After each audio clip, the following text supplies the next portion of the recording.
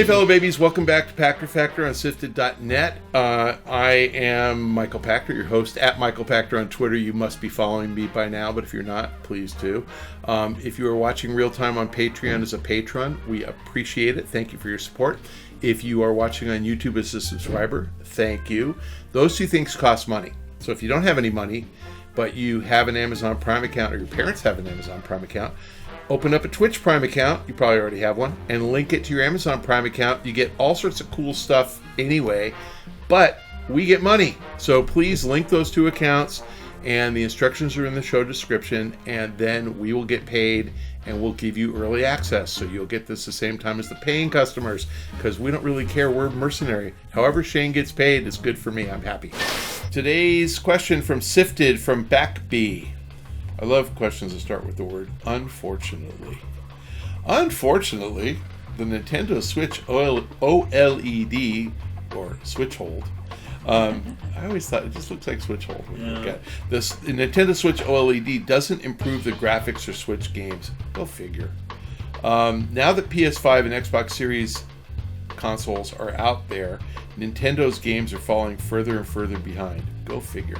Is it wise to hold off for so long? When do you think Nintendo will release a true sequel to Switch? Does the power of Nintendo hardware matter at all? All right, so the Switch OLED is the Wii HD that I promised you guys back. No, just kidding. Yeah, or if you guys, I can't even imagine any of my viewers were alive back in 06 or 07 when I said that the next Wii was gonna be the Wii HD, and I think I probably said it in 08, saying it would be coming in 09, and it didn't come, and it didn't come, and it didn't come, and then the next thing was the Wii U, and that really, I mean, I guess that was a Wii HD, but it was terrible. But it had a whole new, gamepad controller. It was terrible. So the Switch OLED is like that. I think it's very funny because most games, even console games, aren't optimized for OLED. I mean, they run in 4K, but it's the same graphics on a 4K LED TV as a 4K OLED TV. The OLED is just sharper. It's brighter and sharper and more pixels, and it looks better, but it's still, the game itself is running in whatever 4K 60 frames a second, or I can't remember, maybe 120, but it's running the same. So the OLED just makes the screen brighter and everything looks just better. I agree with you. It doesn't improve the graphics much. It's going to become the de facto Switch, and I think it's actually really cool that Nintendo is at least giving you the best screen available. That really is the best screen available. When are they going to do new hardware? It's just like the Wii HD back in 08. It requires a whole redesign of the console. And back then when I said Wii HD, I was talking 1080p HD, not 4K. So yeah, you're going to need a whole new console, and the answer is Nintendo's going to do it when they feel like it. Their history has been that they don't launch a new console until they see the old console starting to, pass the turning point of, growing sales to declining sales, and then they really tend to go about 3 years longer. So the DS turned into the 3DS. Between 07 and 11, the DS sold an average of like 25 million units per year. Peaked at like 32 million or something in 2009. 2011, it was kind of back down to 25, and the 3DS came out in 13, I think. So, so they rode the curve, and when they saw sales start to decline, they introduced a new model, and sales started to pick back up. Same with the Switch. I think when they think that the Switch has flatlined and started to decline, that's when you'll start to see them take seriously, that consumers want a new console. I don't think we're close to that. This thing's been supply constrained for a while.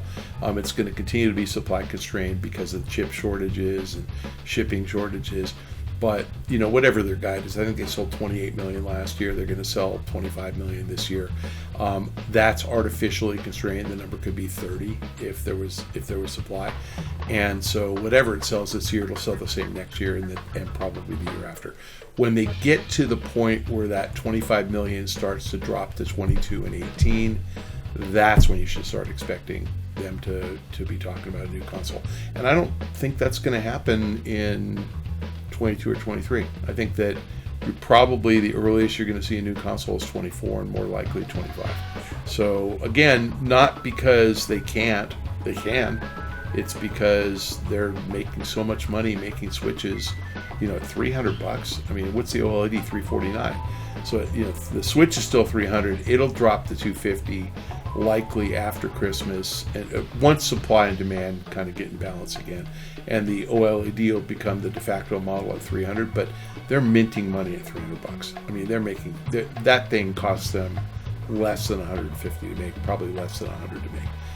So they're able to make a ton of money. As long as they are, what's the rush? Why bring out a new console? I agree with you that if they believed that the competition was Microsoft and Sony, they would. They don't. This is back to Mr. Iwata and his Blue Ocean strategy. That's the mantra at the company. Those guys are absolutely convinced that they're playing on a different playground than everybody else, and they don't care how many Xboxes or PlayStations are sold. And in fairness to them, if you want to play Nintendo games, you're buying a Nintendo console. So they don't care. As long as they have good content, and a lot of it, they're going to keep selling Switches. And one thing they've got is good content, and a lot of it. So I think that, if you start to see a decline in sales of software, you could worry, but you're not. Their games are killing it. I mean, they're just selling so many units of everything. And it's because their games are really, really good. So they deserve all the praise that they get because they've done a really phenomenal job. Thanks for joining us on Pachter Factor on SIFTD.net, and especially if you are a Patreon patron and getting it real time, thank you for your contribution. If you are a YouTube subscriber, thank you. You're helping Shane, keep eating macaroni and cheese. And if you are neither of those, even if you are one of those, join your Amazon Prime account, link it to your Twitch Prime account, and Amazon will pay us and charge you nothing. So since it costs you nothing except reading the instructions below and clicking on the link, it's pretty easy. Do it, please. We get paid. And if you don't have Amazon Prime, which is your only excuse, and you don't have any money, which is your only excuse, then you're watching it for free on YouTube a week late. Follow me on Twitter at Michael Pachter. See you next time.